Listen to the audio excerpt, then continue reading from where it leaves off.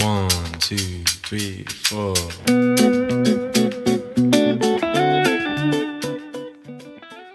여러분 안녕하십니까? 7월 전국연합학력평가 수학과형의 남철입니다. 학평 시험이 드디어 끝났습니다, 여러분. 어떻게 시험 잘 보셨는지 모르겠네요. 보통 시험이 끝나면 다시 시험지를 쳐다보지 않죠, 그렇죠? 오답 노트를 해야 된다 잘 알고 있지만 하루 너무 지쳤으니까, 그죠? 푹 쉬고 그 다음날 일과를 시작하는데 어제 있었던 일은 그냥 싹 잊어버리고, 그죠? 지금 학평 보는 오늘이요, 7월 10일. 지금 이 영상, 이 강의를 보는 여러분 절반은 성공하신 거다라는 말씀을 드리고 싶습니다. 이번 시험 어땠는지, 그리고 앞으로 우리는 어떤 걸 대비해야 되는지, 주요 문항, 뭐 이런 것까지 간단하게 총평 시작하도록 하겠습니다. 자, 우선 여러분이 알고 있듯이 우리 이제 7월 학평이에요, 이번 시험이. 남은 시험은 9월 모평, 10월 학평, 11월 대수능. 그쵸? 3번의 시험이 남았습니다. 그 중에 연습은 2번이죠. 그죠? 일단 기본적으로요, 시험 범위가 달라요. 보시는 것처럼 미적 분투는 전범이고요. 기하 벡터는 공간 도형까지만 나왔습니다. 공간 벡터는 아닙니다. 확률과 통계는요, 통계의 확률 분포까지. 추정 부분은 7월 학평 시험 범위가 아닙니다. 제가 왜 시험 범위 얘기를 했냐면요, 9월 모평, 10월 학평, 11월 대수능의 시험 범위는 전범입니다. 문항수가 달라요. 이번 시험 문항수를 살펴보면 미적 분투 14문제, 기하 벡터 8개, 확률과 통계 8문제 나왔어요. 그런데 9월, 10월 수능에서는 일반적으로 12, 9 이렇게 출제가 됩니다. 즉 2문제 더 나왔죠. 여기 한 문제 더 출제가 돼야 된다는 거죠.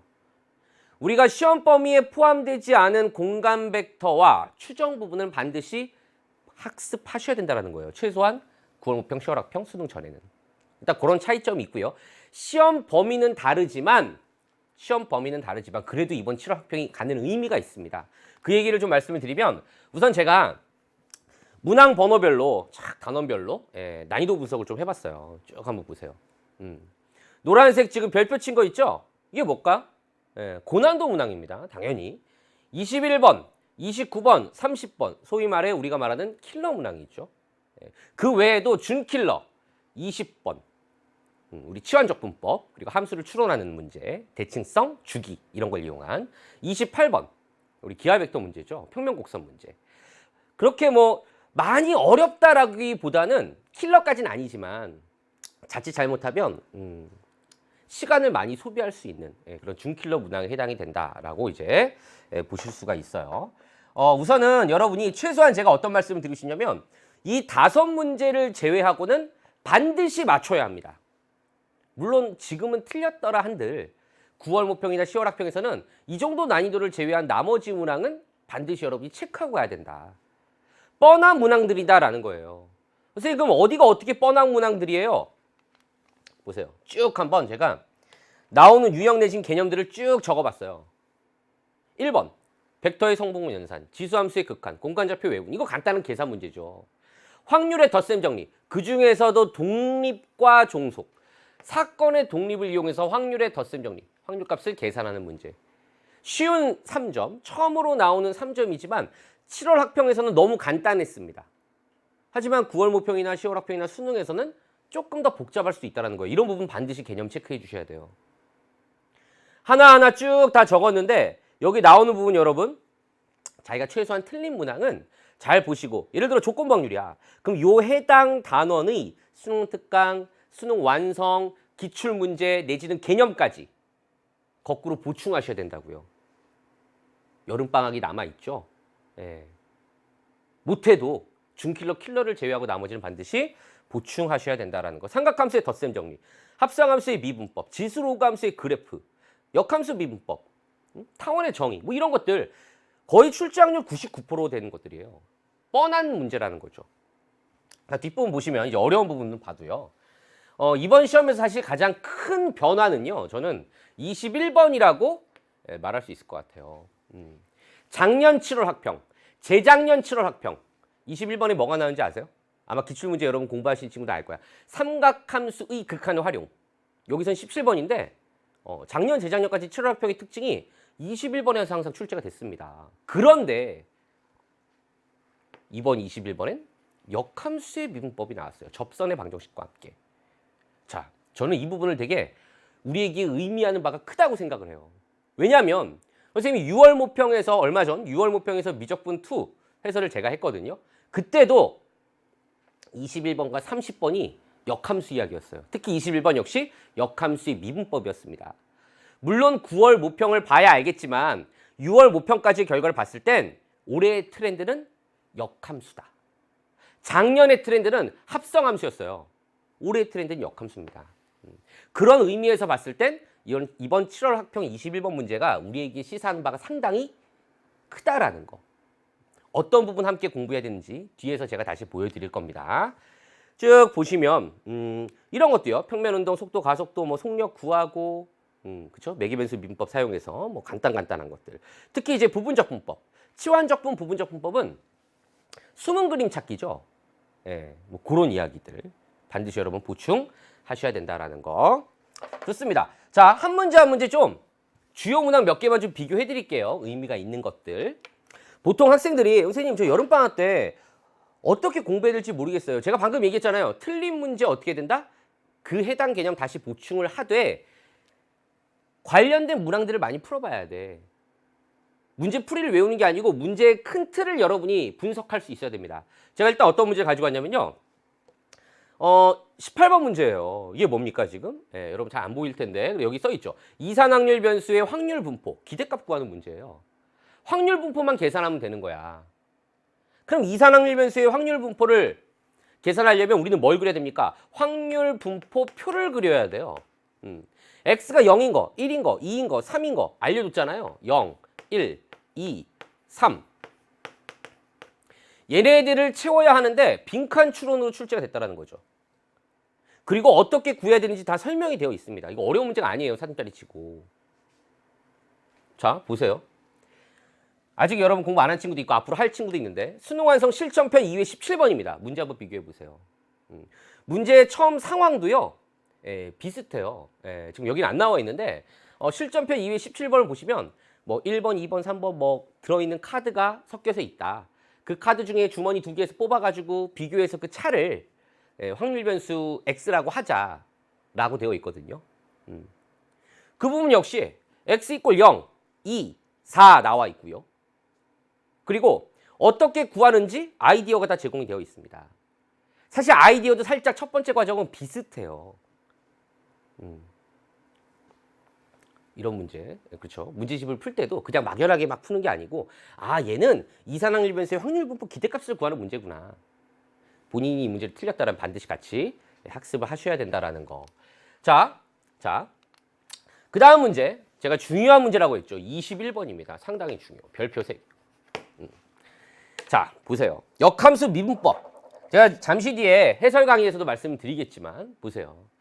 여기 읽어봐. 직선 y는 t와 함수의 그래프가 만나는 점을 P라 하자. 직선 y는 t와 얘가 만난다. 역함수를 의미한다라는 거예요.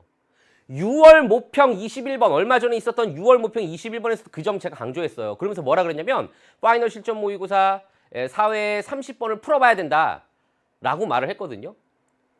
혹시 이제 그땐 강의 안 듣고 지금 강의를 듣는 친구들 보세요. 그래서 갖고 왔어요. 여기 봐봐. 파이널 실전 모의고사 4회 30번 쭉 읽어보시면 이 부분 봐봐. 곡선과 뭐가 직선 y는 t가 만난대요. 여기도 직선 y는 t와 만나고 얘도 직선 y는 t와 만난대요. 뭘 의미하는 거다? 역함수 민법을 의미하는 거라고요. 아시겠습니까, 여러분? 예. 다음에 비슷한 문제가 나오더라도 역함수 민법이 나오면 절대 틀리면 안 되겠죠. 이거 외에도 기출문제가 어마어마하게 많습니다. 관련된 기출문제. 예. 몇 번이 있냐면 나올 거예요. 자막이 쫙. 자, 반드시 풀어보기. 2016, 네, 2017 자막이 안 나오네요. 제가 대신 쓰겠습니다. 2017 7월 학평 16번 문제 하고요. 2017 9월 모평 26번 문제가 있고요. 마지막으로 난이도 순으로 제가 보여드리는 겁니다. 2016 대수능 21번 문제. 그리고 파이널 실전 모의고사 4회 30번. 예. 이 외에도 무수히 많지만 최소한 이 네 문제는 여러분 풀어보시고 비교를 하셔야 돼요. 자료실에 올려놓겠습니다. 선생님 해설 강의 끝난 대로 집에 가서 바로 자료실에 여러분 다운받아갖고 출력해서 풀어보시기 바랍니다. 올해의 트렌드일 거다, 역함수 분법. 자, 그 다음 문제 이제 26번 부분적 분법인데요. 치환적 분법, 부분적 분법 문제에서 여러분이 얘를 풀었다 못 풀었다 물론 이제 해설을 하겠지만 자, 얘를 보고 여러분이 뭘 알아야 됩니까? 뭐를 미분하면 얘가 되지? 숨은 그림 찾기예요.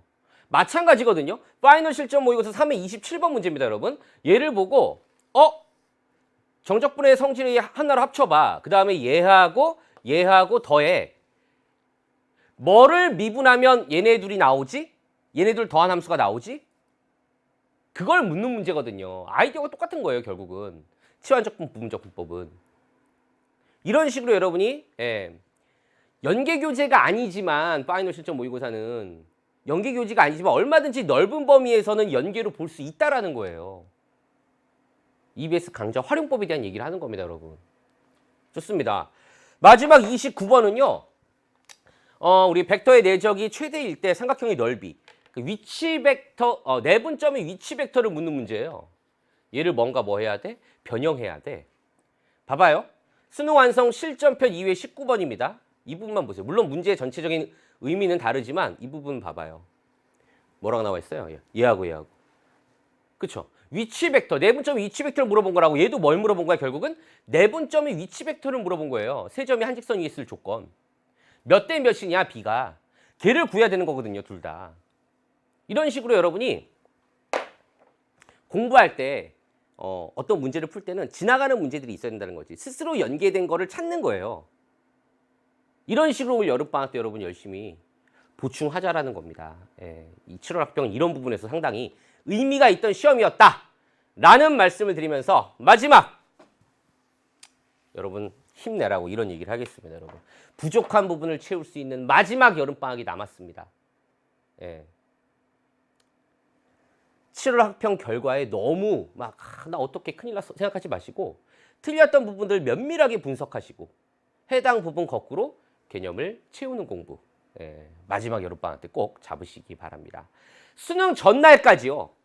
끝까지 여러분 매일매일 알차게 열심히 한다면 여러분의 수능 점수는 fx가 될 겁니다. 이게 뭐야? 이게 뭐야? x가 수능일일 때 이 함수는요. 극대값이자 최대값인 100이 나옵니다. 수능 전날까지 최선을 다한다면 여러분 수능 점수는 극대값이자 최대값 100점이 나올 거다. 라는 말씀을 드리면서 7월 학평 총평을 마치도록 하겠습니다. 감사합니다.